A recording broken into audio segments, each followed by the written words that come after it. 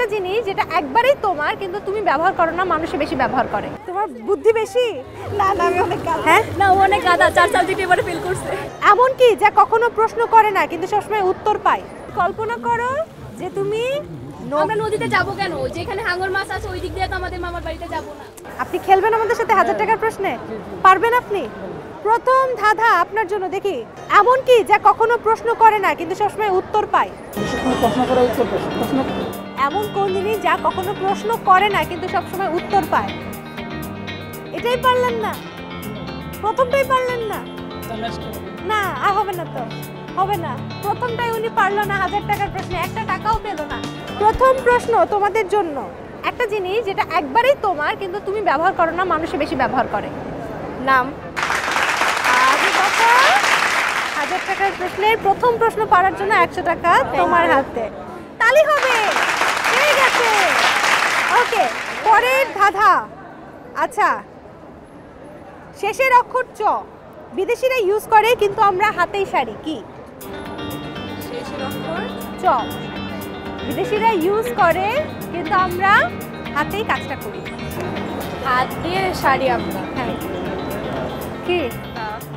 1 2 আচ্ছা 3 4 5 শেষ।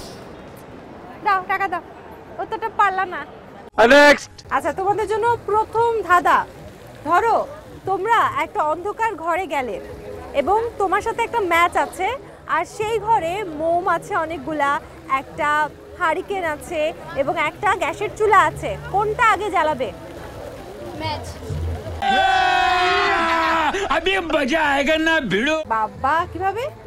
কারণ এটা আগে জ্বালিয়েই তো ওইটাতে দিব। খুব চালাক। 1000 টাকার প্রশ্নের প্রথম 100 টাকা তুমি পেলে। তোমার জন্য পরের ধাঁধা। কল্পনা করো যে তোমরা সবাই নৌকাতে করে কোথাও ঘুরতে গেছো, নদীর একদম মাঝপথে, ঠিক আছে? নদীর মাঝপথে তোমার নৌকাটা ভেঙে গেল এবং সেই নদীতে অনেক হাঙর মাছ। কল্পনা করছো কিভাবে বাঁচাবা নিজেকে? নদীতে নৌকা তো ডুবা যায় নাই। ধরো নৌকা ডুবে গেছে, তুমি কল্পনা করছো তোমার নৌকা ডুবে গেছে এবং হাঙর মাছ তোমাকে খেয়ে ফেলবে একটু পর, কি করবা? সাঁতরিয়ে চলে যাব। সাঁতরে তো যেতে পারবে না, হাঙর মাছ আছে না। তুমি কল্পনা করো যে তুমি আমরা নদীতে যাব কেন? যেখানে হাঙর মাছ আছে ওই দিক দিয়ে তো আমাদের মামার বাড়িতে যাব না। তুমি কল্পনা করো তুমি যাচ্ছ। আচ্ছা আমরা কল্পনাই করলাম না। কল্পনাই করবা না? কল্পনাই করলাম। আচ্ছা যাক, এটাও তোমরা পেরেছো। 1000 টাকার প্রশ্নে তাই আরো একটা 100 টাকার নোট তুমি পেরেছো, এটা তোমার জন্য। তোমার জন্য পরের ধাঁধা। ধরো তোমাদের কারোর আঙ্কেলের নাম কাশেম। হ্যাঁ আমার দুলাভাইয়ের নাম। তোমার দুলাভাইয়ের নাম কাশেম। আচ্ছা, ধরো তোমার দুলাভাই তুমুল বৃষ্টিতে হেঁটে হেঁটে অফিসে যাচ্ছে কিন্তু সে ভিজলো না, কিভাবে? চুল নাই চুলই নাই। চুল নাই, টাকলা। আচ্ছা, আরেকটা পেরে গেছে না। তোমার বুদ্ধি বেশি? না না আমি অনেক গাধা। হ্যাঁ, না ও অনেক গাধা, 4 সাবজেক্ট এবারে ফেল করছে। 4 সাবজেক্ট? সাবজেক্ট মিথ্যা কথা। কোন 3টা সাবজেক্ট?